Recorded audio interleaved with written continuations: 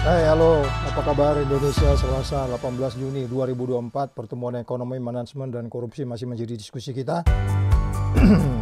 Masalah bagaimana diatasi tanpa ada konflik kepentingan. Ini menjadi penting kalau kita lihat bagaimana beberapa hari satu hari kemarin ya, tanggal 17. Kalau kita lihat itu ada rupiah jatuh. Kalau Tempo menulisnya uncertainty in the fiscal policy push the rupiah down. The rupiah is under heavy pressure from the global financial market turmoil. Domestic policy uncertainty make it worse. Jadi ini menunjukkan kepada kita bahwa rupiah makin tertekan, ketika itu disebutnya itu menjadi tekanan global, tapi tekanan global itu menjadi tidak baik, menjadi makin buruk ketika kemudian domestic policy-nya, kebijakan dalam negerinya menjadi lebih membuat keadaan menjadi tidak pasti. Nah, hari ini kita tidak bahas fiskal ini, tapi ada salah satu sisi saja. Kalau kita mau lihat hanya pintu masuk aja, Anda bisa baca di mana Tempo menulis ini. As a result, market confidence in the rupiah truly evaporated by the end of the week. Jadi rupiah tertekan.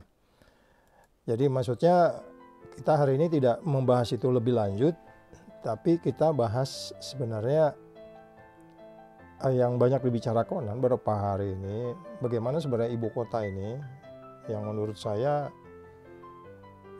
kalau boleh kita ambil dulu kesimpulan, karena kita sudah lihat sendiri apa yang terjadi sebenarnya di ibu kota kita ini, yang menurut saya kita udah membaca berita setiap hari, ya kan?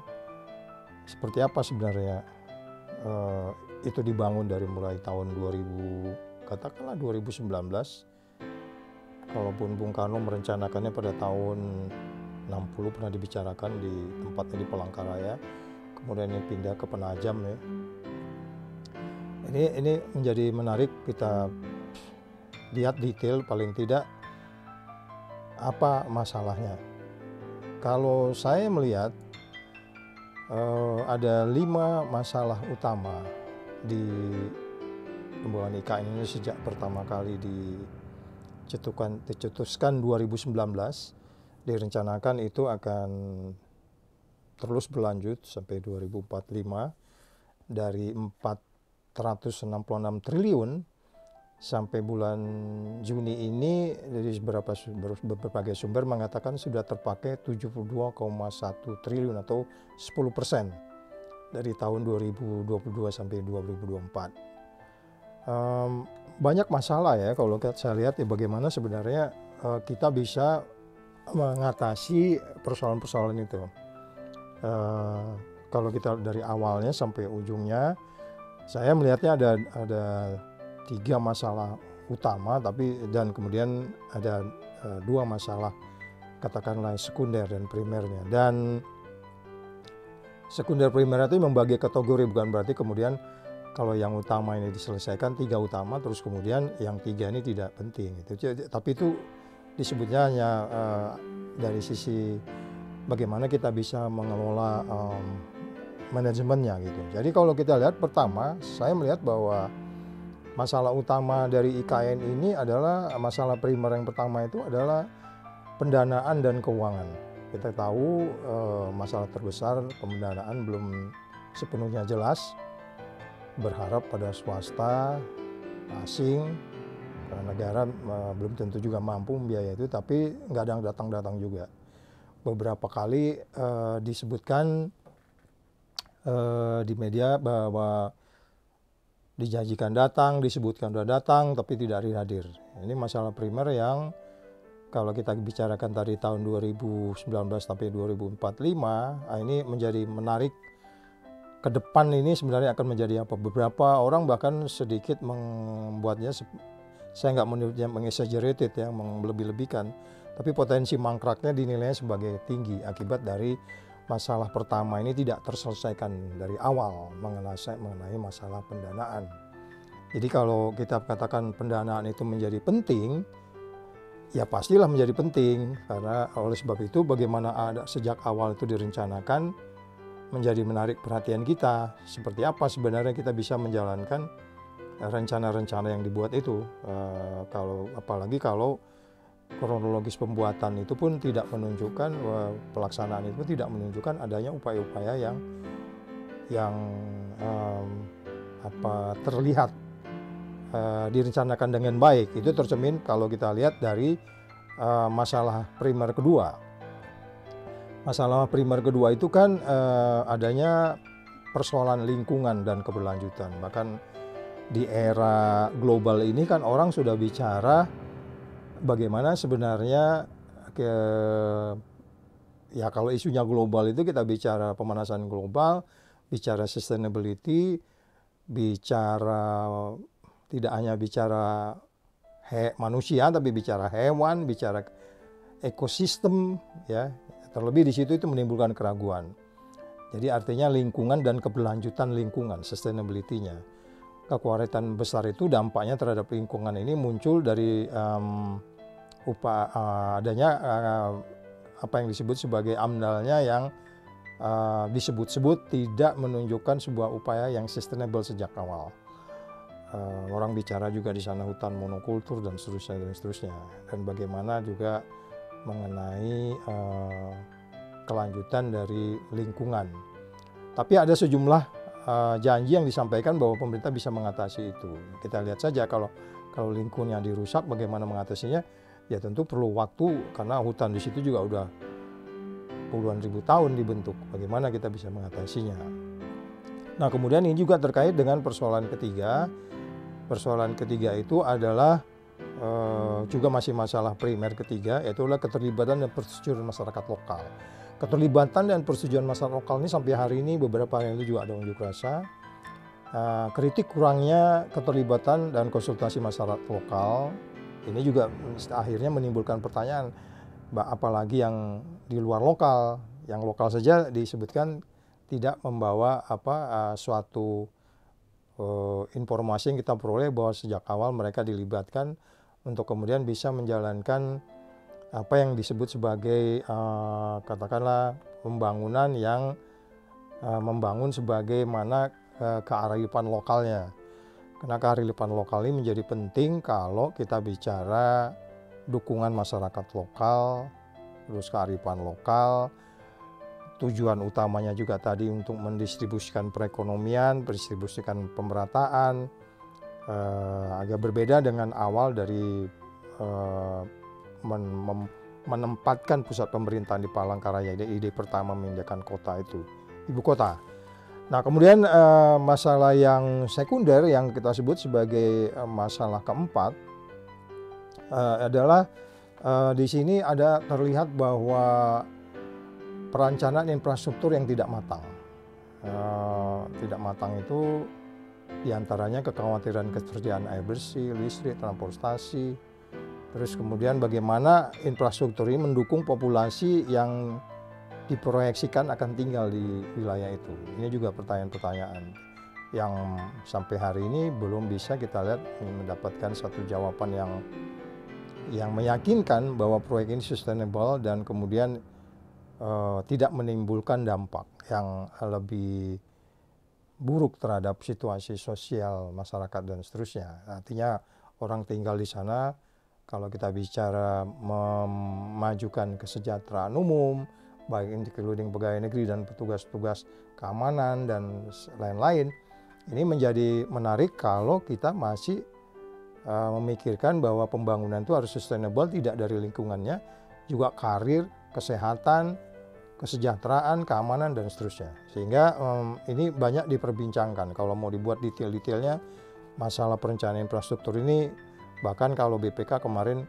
mereka menyorotin masalah batu split yang dari Kalimantan saja, itu juga terkait langsung dengan infrastruktur dan terkait langsung dengan audit. Jadi isu utamanya bagaimana dilakukan transparan menjadi menarik untuk kita dalami lebih lanjut.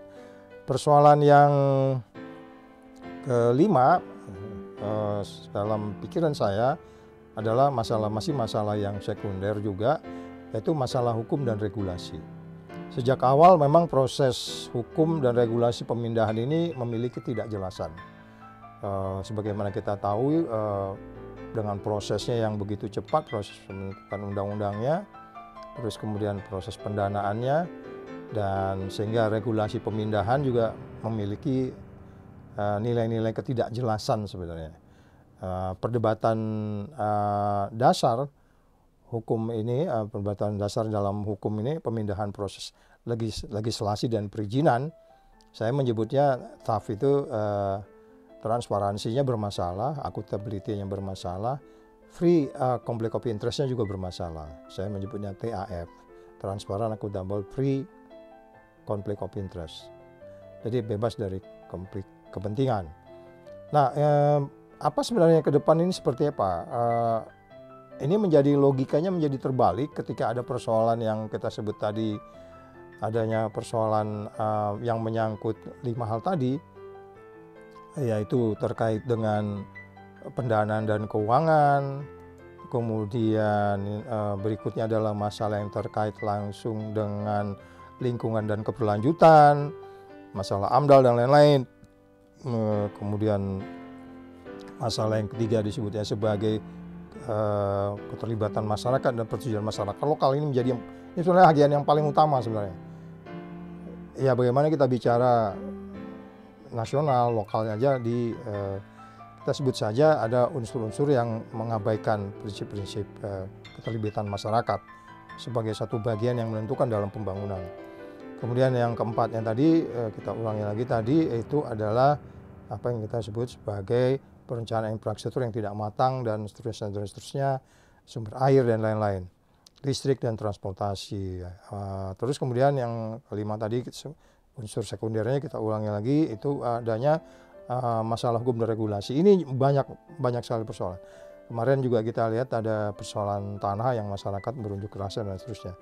Nah, ini bagian dari ketidakpastian sebenarnya yang menurut saya dari 1 sampai 5 ini sudah pastilah membuat investor juga berpikir 2 kali tentang situasi ini. Karena bagaimanapun ini syarat dengan logika sebenarnya. Logika berbisnis, logika menjalankan, memindahkan, membangun ibu kota itu, logikanya itu menjadi fallacy gitu ya. Logikanya itu gagal untuk menunjukkan bahwa kita berpikir logik membangun kota itu. Oleh sebab itu kita menyebutkan ada beberapa poin yang penting di sisi falasinya atau salah dalam membangun urgensinya. Pertama itu yang kita sebut sebagai prioritization fallacy atau false urgency. Prioritization ini apa namanya ya? Kita sebut bahwa prioritas yang diberikan pada elemen yang kurang kritis atau sekunder dibandingkan masalah yang lebih mendasar. Jadi ada sesuatu yang sebenarnya lebih prioritas tapi tidak dibuat. Jadi urgensinya menjadi salah. Pada bagian lain juga terjadi apa yang disebut misallocation of resource. Jadi ada beberapa alokasi sumber daya itu yang salah gitu. Dan ini berpotensi menimbulkan masalah yang lebih besar. Ya kan? Ya, pada bagian lain ada juga yang kita disebut sebagai symbolism over substance. Jadi simbolisme atas substansi. Jadi artinya simbol-simbol. Jadi upacara gitu ya, lebih penting upacara. Terus kemudian bukan menyelesaikan 5 persoalan di depan yang kita sebutkan tadi. Jadi upacara itu sebenarnya itu daripada menyelesaikan masalah utama, fokus pada upacara dari penyelesaian masalah-masalah yang utama tadi, itu yang 5 kita sebut tadi, walaupun ada primer dan sekundernya, ini yang menjadi sebuah ilusi terhadap kemajuan pembangunan proyek itu. Ini sebenarnya menjadi hal yang perlu kita perhatikan secara detail mengenai prioritization fallacy atau false urgency ini, tidak menyelesaikan masalah yang lebih mendasar. Pada bagian lain terjadi misallocation of resource tadi itu, sehingga berpotensi untuk menimbulkan masalah yang lebih besar di kedepannya dari yang kita sebut dari logika berpikir melaksanakan proyek ini. Logika berpikir menjalankan proyek ini menjadi tantangan ke depan sebenarnya bagaimana kita bisa menjalankan pembangunan dengan lebih transparan dan pembangunan yang menimbulkan dampak lebih banyak kepada masyarakat, sehingga masyarakat bisa dilihat sebagai sebuah upaya yang memang sustainable di dalam membangun ibu kota yang direncanakan ini. Sehingga bagaimana ke depan, ya kita lihat saja. Saya pikir logika fallacy-nya masih cukup tinggi ya, logika fallacy-nya masih cukup tinggi. Seperti tadi itu symbolism over substance, itu lebih penting upacara dulu daripada menyelesaikan masalah-masalahnya, dan ini merupakan ilusi dari kemajuan proyek itu. Adanya banyak misallocation